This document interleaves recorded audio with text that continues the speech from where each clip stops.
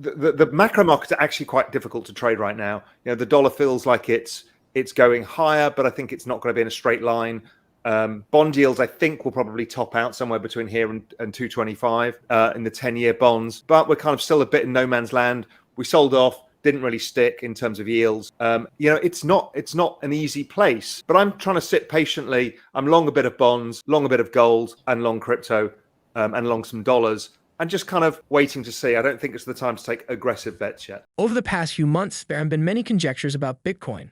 First came the narrative that it was just another tech stock. Then when inflation hit a 40-year high and Bitcoin prices took a hit, people talked extensively about whether the asset was a hedge against inflation or not.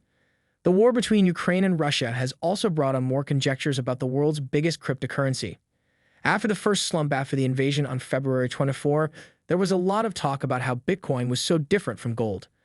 Dissenting opinions have been making the rounds with every dip and rise in the crypto market as inflation in the US hit 7.9% and the war continues to rage on.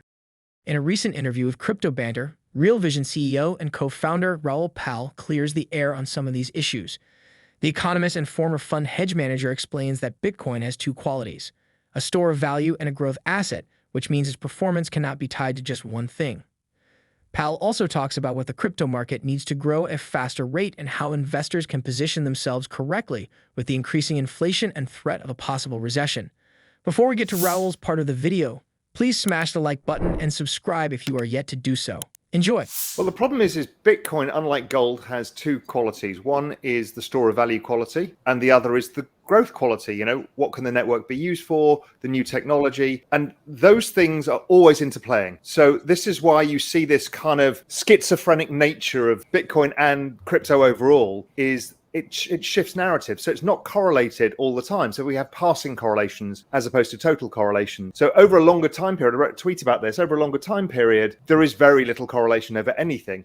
Over short-term correlations, over short-term time periods, you've got correlations with all sorts of things. I spent a long time looking at what is the predominant driver of price of crypto, and I came up with the fact that it's the amount of volume kind of multiplied by the number of wallet. And that is a good fit for pretty much everything, number of active wallet. So we need, for the price to increase, we either need daily volumes to increase or the number of active addresses to increase. Right now, we've got neither. So we've got to think, okay, how will we drive that? We either do it from further retail participation, but in an inflationary environment where real wages are negative, it's difficult. So therefore, it would have to be institutional.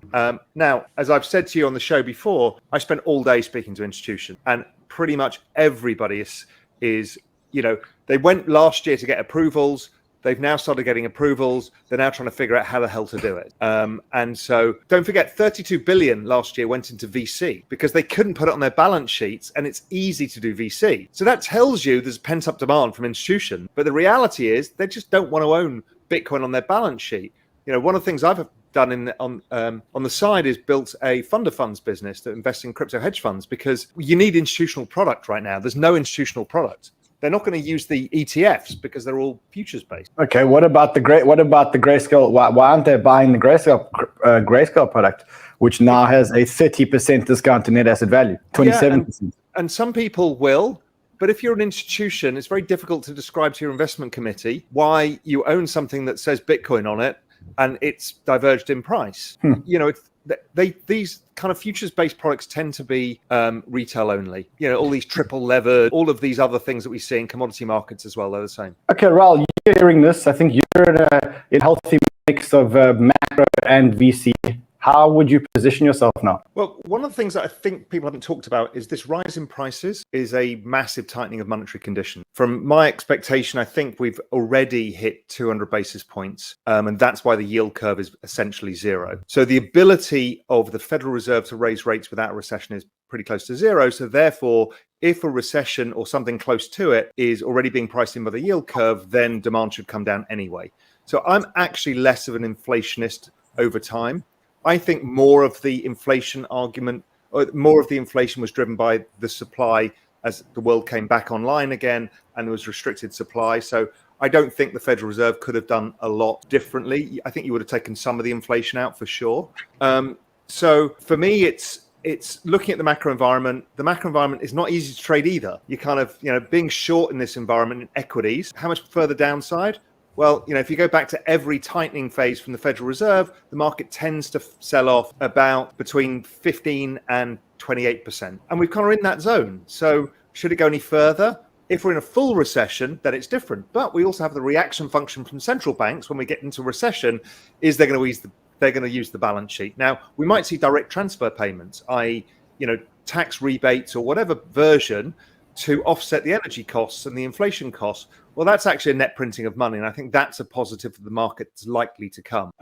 So the macro markets are actually quite difficult to trade right now. The dollar feels like it's going higher, but I think it's not going to be in a straight line. Bond yields, I think, will probably top out somewhere between here and 225 in the 10-year bonds. But we're kind of still a bit in no man's land. We sold off, didn't really stick in terms of yields. It's not an easy place. But I'm trying to sit patiently. I'm long a bit of bonds, long a bit of gold, and long crypto, and long some dollars. And just kind of waiting to see. I don't think it's the time to take aggressive bets yet. According to Pal, there are a lot of uncertainties ahead. The former fund hedge manager explains that there are too many variables such as central banks and how they will approach the heavily leveraged environment. Listen to Pal's assessment of the situation here. I mean, big corrections are 30% corrections. And if we look at the correction that we had over COVID, and you go from the pre-COVID high to the bottom of the COVID low, you're talking about a 30% correction. If I go to this section over here, you're talking about we're down 20%, 21%, depending on which day you look at the market. I mean, this is a significant correction. What's everybody waiting for? Clarity. But when you have clarity, won't the market also have clarity? And I think the reason why I say this is, yes, but the issue is, Ran, is 2020 is not a good example because it was a 2-month recession and it was met by the largest stimulus the world has ever seen. So you need to go back and look at 2008 and 2001-2 and look at how long a bear market lasts if there's a recession and how deep it was.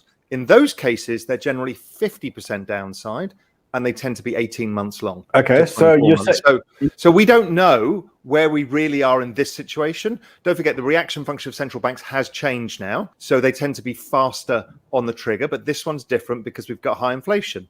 So there's a lot of unknowns for all of us in this. We don't know their reaction function well enough yet.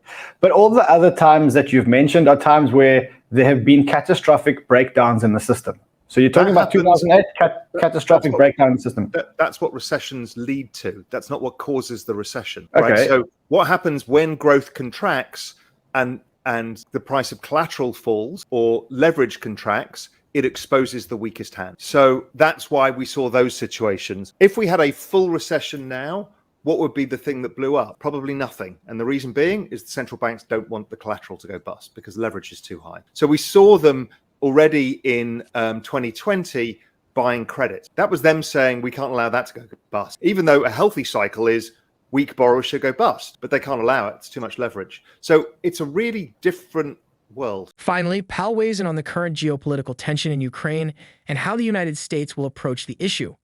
Already, there are talks that the war is why inflation in the U.S. is almost 8%. But inflation was already at a 40-year high before the invasion. According to Raoul, the power struggle has been on for decades, and it is something no one wants to get into. It's a bigger game than that. This is geopolitics. It's a much bigger game, and this has been played out over decades. So, you need to figure out in game theory who's trying to get the advantage over whom. I don't think much of what's happened will have been a shock to anybody involved in terms of, the Russians kind of would have expected this.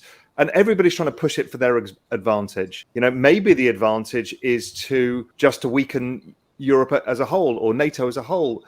Maybe the US has an advantage now that it can become the predominant energy player by pushing Russia out of the market. These games are ugly in geopolitics. If you ever read the book, The Confessions of an Economic Hitman, I got about 2/3 of the way through it and I put it down and thought, I don't want to know this stuff. It's so ugly that it's just not nice. And you'd rather not be involved. And the other thing is none of us know. So it's just conjecture. We can sit here all day and pretend we know, but we don't. Thanks for watching the video. Remember to drop your comments in the comment section below and smash the like button. A big thanks to all our subscribers and viewers. You are the best.